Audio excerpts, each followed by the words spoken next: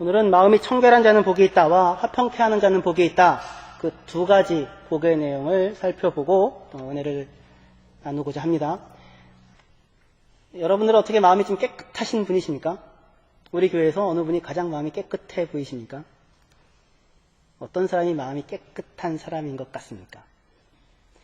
여기에서 팔복에서 나오는 마음이 깨끗한 사람이라는 것은 이렇게 참 저 사람은 순진해, 참 저 사람은 착해, 참 저 사람은 법 없이도 살 수 있을 것 같아. 저 사람은 하나님이 없이도 괜찮을 것 같아. 그런 순진하고 순박한 쪽에 대한 이야기가 아니라 갈라지지 않은 마음, 그런 뜻입니다. 한 마음, 단심이라고 하죠. 붉을 단자를 써서 이렇게. 어떤 한 마음이냐면 하나님을 향하는 한 마음입니다. 하나님에게로만 향하여 있는 한 마음. 그래서 사실은 예수님의 이 말씀은 시편 24편을 인용하신 건데요. 시편 24편을 찾아봅시다. 시편 24편.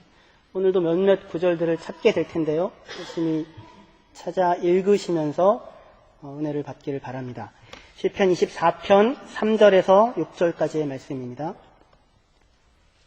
예, 제가 읽겠습니다. 3절에서 6절입니다. 여호와의 산에 오를 자가 누구며 그의 거룩한 곳에 설 자가 누구인가? 곧 손이 깨끗하며 마음이 청결하며 뜻을 허탄한 데에 두지 아니하며 거짓 맹세하지 아니하는 자로다. 그는 여호와께 복을 받고 구원의 하나님께 의를 얻으리니 이는 여호와를 찾는 족속이요 야곱의 하나님의 얼굴을 구하는 자로다. 아멘. 마음이 청결한 자, 그 사람은 누구냐면 여호와를 찾는 족속이고 야곱의 하나님의 얼굴을 구하는 사람입니다.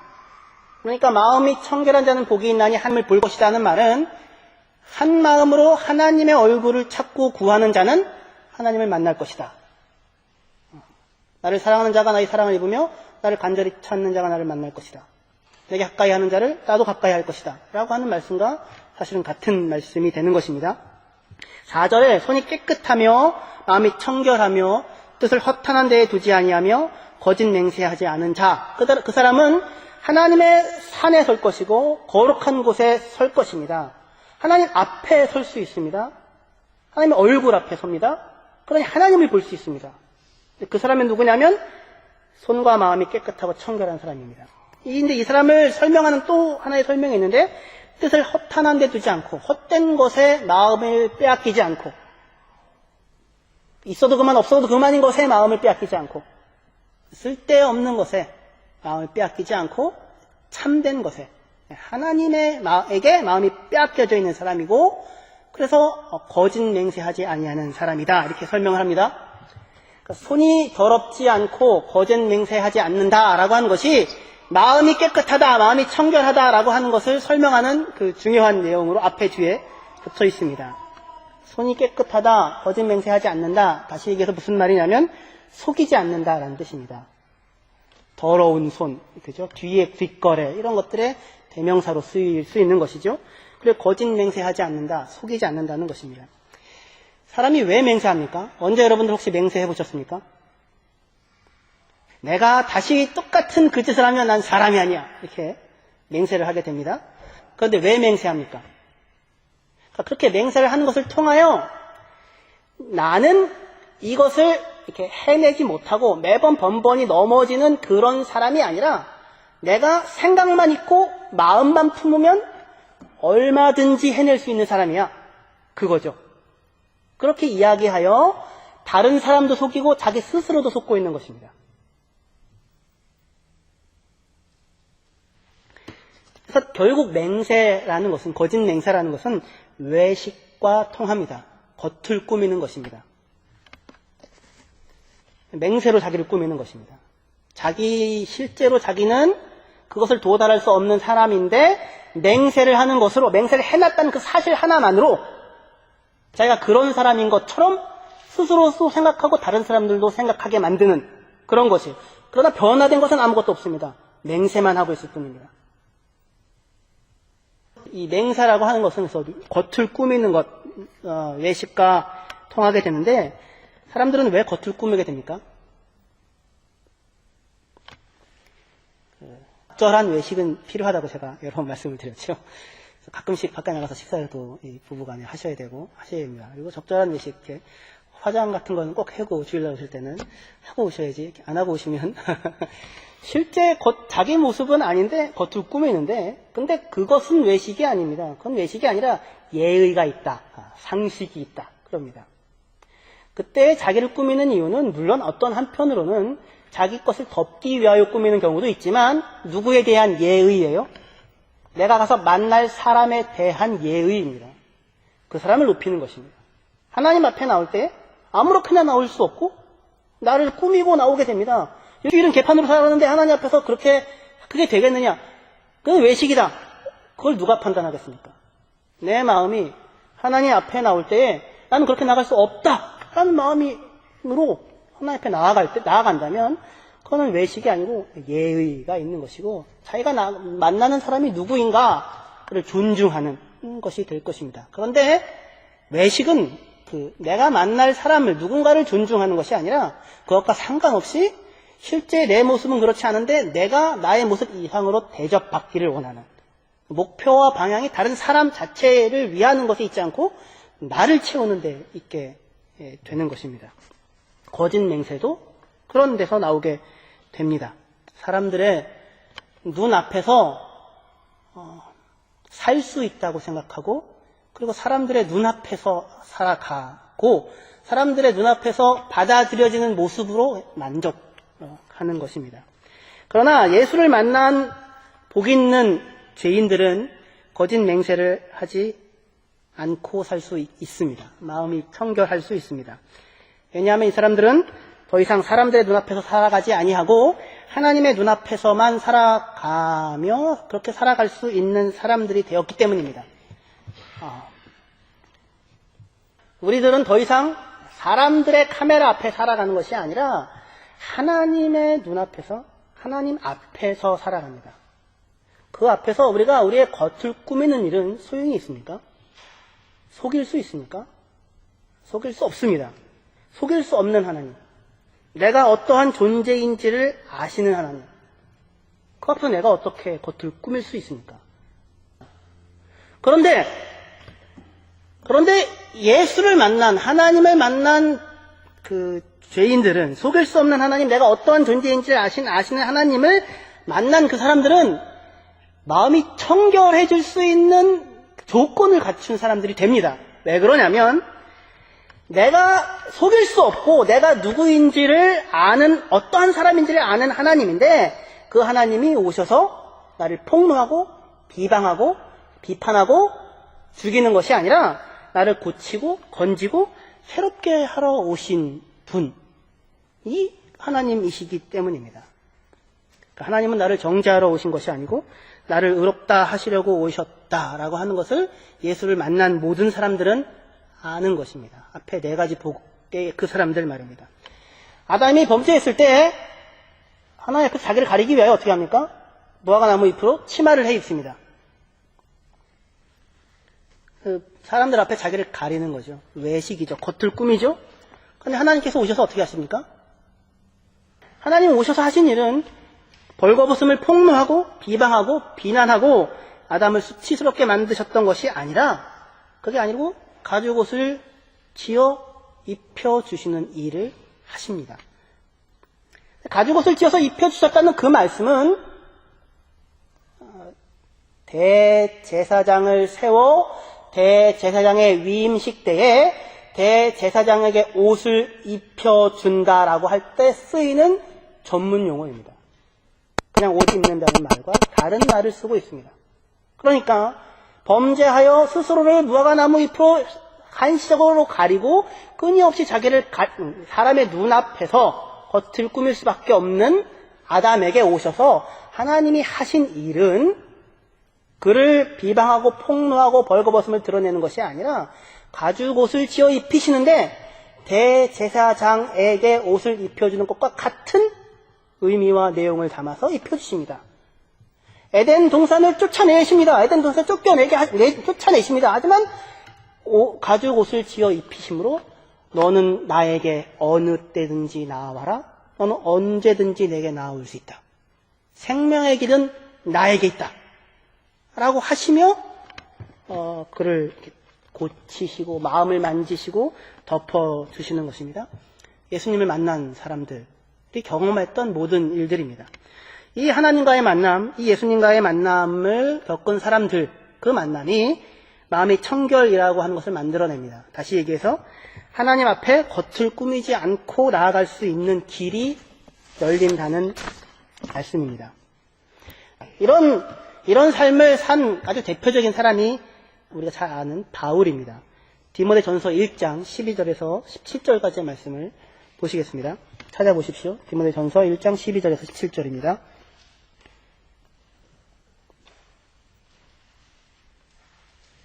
제가 읽겠습니다. 나를 능하게 하신 그리스도 예수 우리 주께 내가 감사함은 나를 충성되이 여겨 내게 직분을 맡기심이니 내가 전에는 비방자요 박해자요 포행자였으나 도리어 긍휼을 입은 것은 내가 믿지 아니할 때에 알지 못하고 행하였습니다. 우리 주의 은혜가 그리스도 예수 안에 있는 믿음과 사랑과 함께 넘치도록 풍성하였도다. 믿보다 모든 사람이 받을 만한 이 말이요 그리스도 예수께서 죄인을 구원하시려고 세상에 임하셨다 하였도다. 죄인 중에 내가 괴순이라. 그러나 내가 긍휼을 입은 까닭은 예수 그리스도께서 내게 먼저 일체 오래 참으심을 보이사 후에 주를 믿어 영생 얻는 자들에게 본이 되게 하려 하심이라. 영원하신 왕 곧 썩지 아니하고 보이지 아니하고 홀로 하나이신 하나님께 존귀와 영광이 영원 무궁하도록 있을지어다. 아멘. 죄수 중에 내가 괴수다. 과거형이 아니라 죄수였다가 아니라 내가 죄수다. 이렇게 지금 쓰고 있습니다.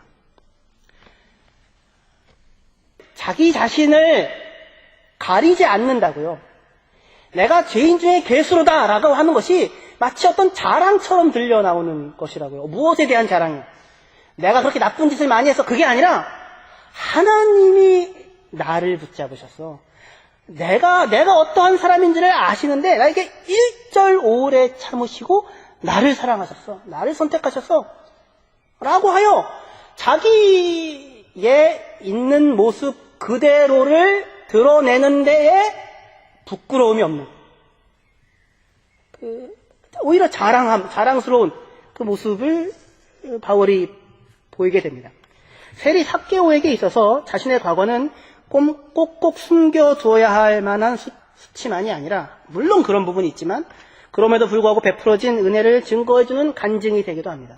그래서 우리가 모든 간증 집회에서 보는 것이 그 사람이 과거에 얼마나 악한 사람이었는가를 경쟁하듯이 폭로하죠.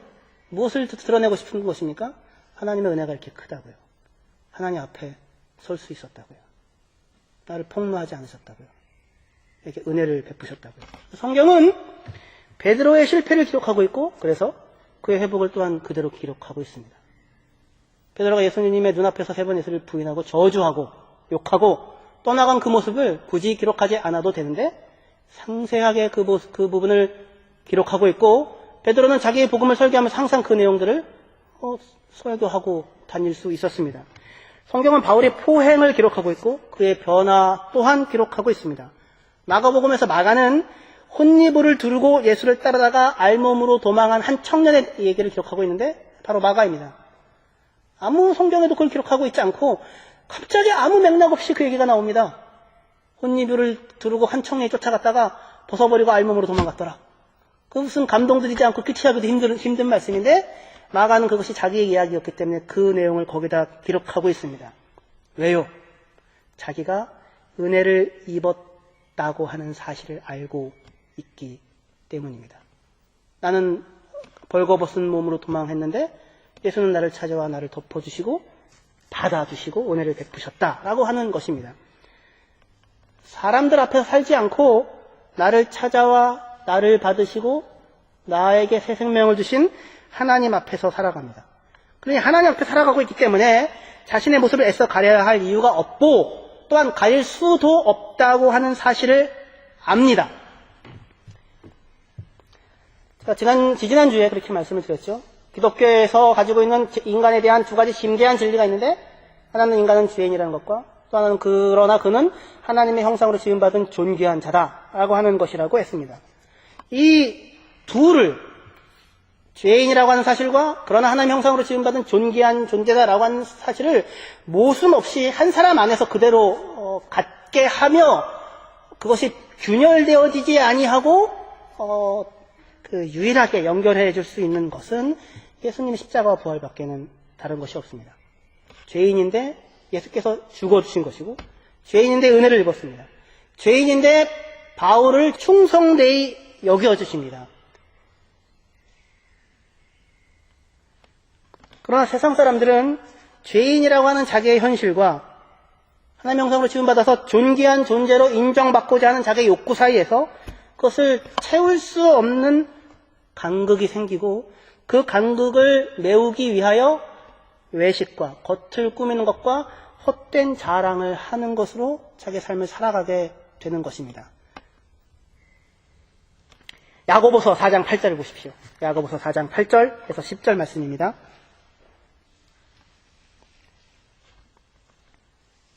같이 읽도록 하겠습니다. 야고보서 4장 8절에서 10절까지의 말씀. 시작. 하나님을 가까이 하라. 그리하면 너희를 가까이 하시리라. 죄인들아 손을 깨끗이 하라. 두 마음을 품은 자들아 마음을 성결하게 하라. 슬퍼하며 애통하며 울지어다. 너희 웃음을 애통으로 너희 즐거움을 근심으로 바꿀지어다. 주 앞에서 낮추라. 그리하면 주께서 너희를 높이시리라. 아멘. 야고보서 그대로 가지고 계십시오. 3장도 찾을 것인데요. 죄인들아 손을 깨끗하게 하라. 두 마음을 품은 자들아 마음을 성결하게 하라. 청결하게 하라. 그래서 팔복과 시편 24편의 말씀을 다 같이 가지고서 야고보서가 이 기록을 하고 있습니다. 야고보서는 전체적으로 다 사실상 산상수훈에 대한 주석과 같은 내용을 담고 있습니다. 마음이 청결하지 아니한 사람을 뭐라고 얘기하냐면 두 마음을 품은 자들, 이렇게 이야기를 합니다. 그러니까 두 마음이란 무슨 말입니까?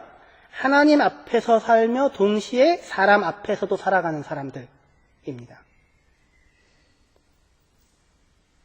하나님 앞에서 살아가긴 살아가는데 사람들 앞에서도 서성거립니다. 사람들에게서 높임을 받고자 합니다. 바리새인들이 대표적이죠. 기도를 하는데 하나님 앞에서 기도를 하지 않고 사람들 앞에서 기도합니다.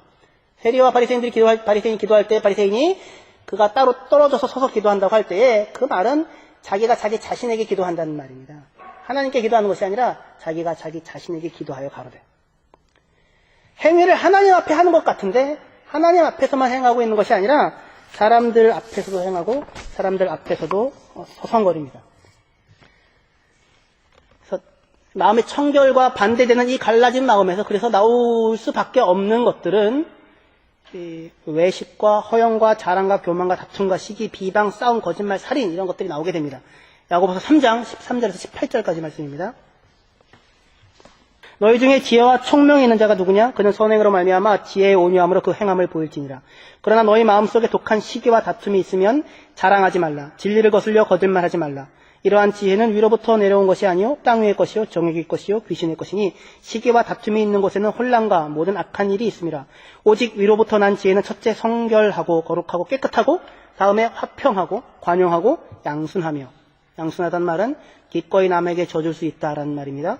긍휼과 선한 열매가 가득하고 편견과 거짓이 없나니 위선이 없나니 화평하게 하는 자들은 화평으로 심어 의의 열매를 거두느니라. 아멘. 마음이 청결한 사람이라고 하는 것은 예수님을 만나 회복되고 용납받은 죄인들이 가질 수 있는 마음이며 그 사람들만이 가질 수 있습니다. 왜 그러냐면 그는 나를 있는 그대로 아는데 나를 폭로하지 않습니다. 나를 비방하지 않습니다. 나를 멸시하지 않습니다. 나를 죽이러 오지 않습니다. 그 정도가 아니라 그것을 넘어서서 나를 섬기고 나를 베드로가 시몬인데 원래 시몬인데 왔다 갔다 부유하고 가벼운 사람이라는 뜻인데 그 베드로를 시몬을 뭐라고 부르냐면 만나자마자 너는 개바다, 베드로다, 반석이다, 굳건하다, 흔들리지 않는 사람이다. 그렇게 말씀을 하시며 오시더라는 것입니다. 내가 누군지 아는데 시몬인데 왔다 갔다 하는데 맹세하고 막 24시 하다가 혼자 도망가고 비방하고 저주하고 떠나가는 인간인데 그런데 나를 다 아는데 너는 베드로다. 내가 너 위에 내 교회를 세우겠다. 그렇게 하고 들어오시는 삭개오가 사람들 앞에서 나서지도 못하고 키도 작고 세리장이고 예수님은 보고 싶고 나무 위에 올라가가지고는 보고 있는데 예수님이 와가지고는 삭개오에 사는 얘기가 이 민족의 모기 새끼야. 이 흡혈귀야. 네가 그러고도 이렇게 말씀하시는 것이 아니라 삭개오야. 이름을 불러주십니다. 내려와라. 내가 오늘 너희 집에서 밥을 먹어야겠다. 그렇게 오시는 하나님 앞에 스스로 부끄러워. 주님, 나는 죄인입니다. 나를 떠나십시오. 베드로의 고백. 근데 아니다. 넌 나를 따라오느라 내가 너를 사람을 낳는 어부가 되게 하리라. 내가 너를 존귀하게 사용하겠다. 라고 찾아오시는 예수 그리스도 앞에서 무화과 나무로 끊임없이 자기를 가리고 있는데, 옷으로 나를 덮고 있는데 주님은 그걸 벗겨내시고 가죽옷을 치워 입히셔서 너는 내 앞에 대제사장과 같은 존재이고 언제나 지성스러워 나올 수 있다 라고 하시는 그 하나님을 만나 나 있는 그들의 나의 모습과 사람들에게 대접받고 싶은 나의 모습 사이에 깊이 놓여져 있는 채워지지 아니하는 그 틈을 메꾸기 위하여 겉을 꾸미고 외식하고 헛된 자랑을 하고 비교하고 살지 않을 수 있는 그 반심. 죄인 중에 나는 괴수야 라고 하는 것이 부끄러움이 아닌 사람으로 우리를 세워놓으신 것입니다. 하나님을 만나 그 삶의 길을 걸어가는 사람은 이제 그래서 다른 누구 앞에서 살지 아니하고 오직 하나님 앞에서만 살아가게 됩니다. 그렇기 때문에 그 사람에게 나타나는 아주 가장 중요한 특징은 뭐냐면 겸손입니다. 마음이 청결한 자는 겸손합니다. 여기서의 겸손이란 자기의 모습을, 자기에 대한 평가를 더 낮추어서 겸손을 떠는 그것이 아니라 하나님 앞에 놓여 있는 자기를 그게 나라고 인정하는 것입니다. 있는 그대로의 자기 모습을 발견하는 것입니다. 겸손이란 도대체가 사람들과 사람들 사이에서는 도저히 생겨날 수 없는 덕목입니다. 누군가와 비교하여 내가 나를 낮추는 말을 하는 것이 아니라 아유 제가 무슨요. 근데 사람들과 사람들 사이에서의 앞에서 생겨날 수 있는 덕목이 아니라 하나님 아버지 앞에서 있는 모습의 그대로의 나를 확인하는 것입니다. 하나님 나는 죄인이고 죄인 중에 괴수입니다. 근데 우리가 생각하는 겸손은 그게 아니죠. 그리고 다른 사람에 대하여서도 하나님 앞에서 하나님께서 그 사람을 바라보는 시각과 눈으로 그 사람을 바라봐 주고 있는 것입니다. 그 평가는 여러분들이 스스로 다른 사람에 대하여 갖고 있는 평가보다 훨씬 높아져야 합니다. 어느 누구는 이런 말씀을 하셨습니다. 겸손이란 자기에 대한 평가를 낮추는 것이 아니라 상대방에 대한 평가를 높이는 것이다. 그래서 히브리서 12장 14절 봅시다. 히브리서 12장 14절이요.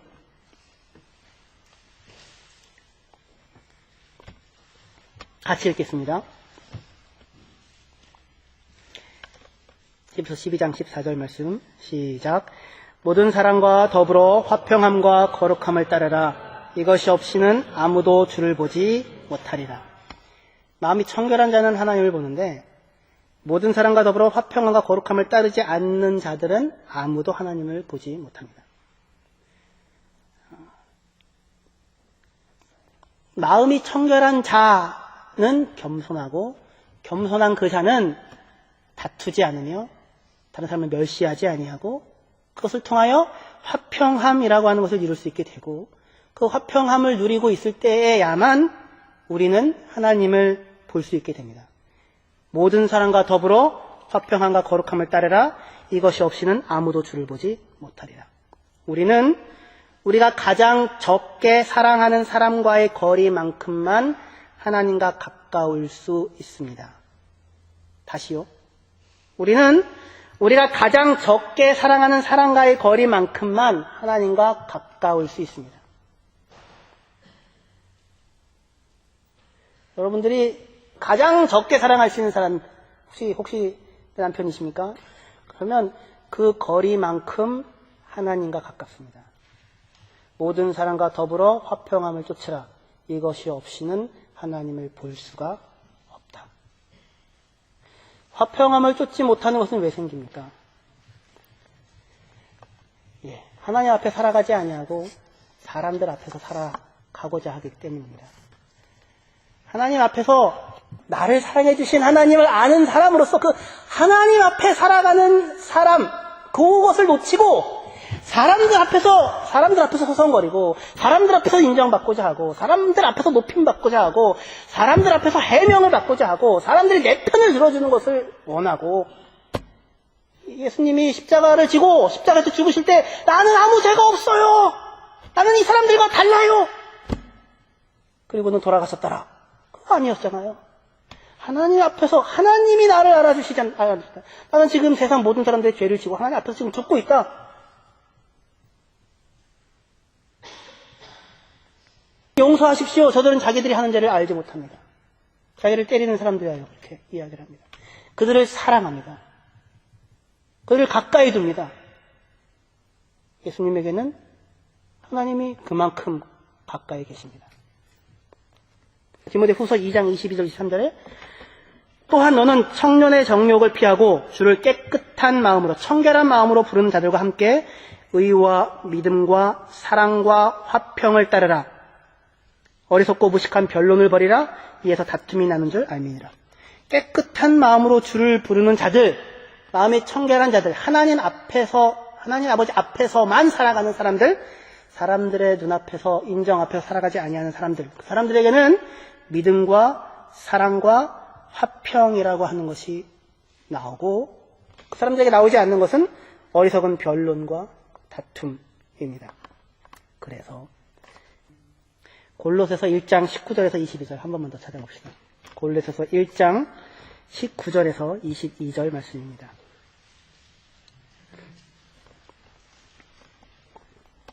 제가 봉독하겠습니다. 아버지께서는 모든 충만으로 예수 안에 거하게 하시고 그의 십자가의 피로 화평을 이루사 만물 곧 땅에 있는 것들이나 하늘에 있는 것들이 그로 말미암아 자기와 화목하게 되기를 기뻐하심이라. 전에 악한 행실로 멀리 떠나 마음으로 원수가 되었던 너희를 이제는 그의 육체의 죽음으로 말미암아 화목하게 하사 너희를 거룩하고 흠없고 책망할 것이 없는 자로 그 앞에 세우고자 하셨으니. 아멘. 이것이 하나님 앞에서 자기 삶을 살았던 예수 그리스도께서 우리 안에 이루어 놓으신 화평입니다. 21절에 전에 악한 행실로 멀리 떠나 마음으로 원수가 되었던 너희를 이제는 그의 육체의 죽음으로 말미암아 화목하게 하사라고 말씀을 합니다. 예수님은 하늘과 땅에 있는 모든 것들과 화목하게 화평을 이루셨는데요. 어떻게 화평을 이루셨냐면 가장 낮아지셔서 상대방을 높여주시는 것으로 화평을 이루셨습니다. 죄인인데 죽여버리지 아니하고 자기가 대신 죽고 의와 영광을 얻게 하셔서 그를 대접하는 것으로 화평을 이루셨습니다. 모든 싸움과 다툼은 어디서 발생합니까? 내가 나를 높이고 다른 사람들 멸시하는 데서 싸움과 다툼이 생겨나지요. 세상에 제일 곁에 있고 싶지 않은 사람이 잘난 척하는 사람 아닙니까? 그런데 사람들 앞에서 살아가는 사람들은 자기를 항상 다른 사람들 위에 세우고 그리고 다른 사람들을 멸시하는 것으로 자기를 확보하는 형태로 그 간극을, 실제의 자기와 대접받고 싶은 사람의 간극을 메우고자 하게 됩니다. 그래서 이 싸움과 다툼과 변론이 일어나게 됩니다. 실제의 내 모습은 이 모습인데 대접받고자 싶은 내 모습은 이 모습이고, 다른 사람들은 실제의 그 모습은 이 모습인데 그 사람도 대접받고자 하고 싶은 마음은 이 모습이어서, 근데 이 사람은 실제의 내 모습을 아니까 그 실제의 내 모습에 대하여 있는 그대로 얘기를 한 것인데 나는 기분 나쁘고, 그리고 나도 실제 그 모습이라고 얘기를 했는데 그 사람도 기분이 나쁘고, 그 일이 항상 생겨나는 것입니다. 그래서 별것 아닌 우월감과 별것 아닌 멸시에서 그 원수 맺는 것이 생깁니다. 제가 예전에 정말 그 속상했던 때가 있었는데요. 중학교 2학년 때인데 수학정시대회를 준비하는데 중3 때인데 그 친구가 저보다 다 떨어져요. 벌써 이 사람들 앞에서 비교를 하는 이런 이 다툼을 나오는 이런 것이요. 다 떨어지는데 수학 하나를 잘해요. 제가 어려운 걸 물어봤습니다. 그랬더니 이 바보 같은 놈 그것도 못해? 그 말이 팍 꽂혀가지고 일기를 한 10장을 썼어요. 그 말에서 헤어나오기 위해서. 별것 아닌 내가 키가 크다, 조금 더 똑똑하다, 조금 더 노래를 잘한다, 조금 더 돈을 많이 번다, 조금 더 잘생겼다. 별것 아닌, 정말 별것 아닌 그 하나의 자기의 우월감을 두고 정말 별것 아닌 작은 것에 상대방에 대한 멸시를 두고 그리고 그것을 멸시하는 것이 정당하다고 생각을 합니다. 근데 이 모든 이런 별것 아닌 비교들과 이런 것들은 전부 다 어디서 생겨나냐면 사람이 하나님 앞에서 살지 못하고 사람 앞에서 살고 있기 때문인데 사람 앞에 사는 이 삶을 벗어나지 못하는 것은 하나님 앞에서 선 자의 이 자유와 이 풍성함과 나는 죄지의 괴수다라고 당장에 얘기하고서 내가 바라볼 상급을 향하여 뒤에 것을 잊어버리고 앞에 것을 향하여 달려가노라. 나도 예수 그리스도께 의해 붙잡혀진 것을 잡으려고 쫓아가노라. 라고 얘기하는 그 마음. 하나님이 내게 허락하시고 주신 그 범위 안에서 나를 확인하는 그 연습과 그 싸움. 그걸 안 하고 엉뚱하게 이쪽에서 사람들 앞에서 지금 당장, 지금 빨리, 지금 확실하게, 지금 눈에 보이게 대적과 설명과 납득과 결판을 보려고 하는 것으로 인하여서 하나님을 보지 못하고 그리고 화평이라고 하는 것과 거리가 먼 삶을 살게 되는 것입니다. 그러니까 이 말씀을 기억하십시오. 예수님께서는 모든 사람들과 화평하실 수 있는 분이셨는데 왜냐하면 예수님께서는 오셔서 모든 사람들에게 자기 제자들의 앞에 무릎을 꿇고 발을 씻어 주실 수 있는 분이셨기 때문입니다. 근데 그 발을 가지고 제자들은 다 도망갑니다. 도망간 그 밤 자면서 자기 발 씻어주신 예수님의 손길을 느끼고 통곡하고 울었을 것입니다. 도망자, 배신자, 떠나가는 자. 근데 그 앞에 무릎 꿇고 발 씻어주신 예수님. 그렇기 때문에 그 사람들은, 제자들은 나는 죄인 중에 괴수라고 이야기할 수 있었고, 그리고 언제든지 허리에 수건을 두르고 다른 사람들 발 씻어주리라 하고 다닐 수 있었고, 그로 인하여 이 땅에 화평이라고 하는 것을 이룰 수 있는 사람들이 된 것입니다. 다른 사람들에 대한 존중과 대접. 그것이 우리 길 한인성교회의 모든 성도님들 삶 가운데 항상 있게 되어지기를 주님의 이름으로 축원합니다. 기도하시겠습니다.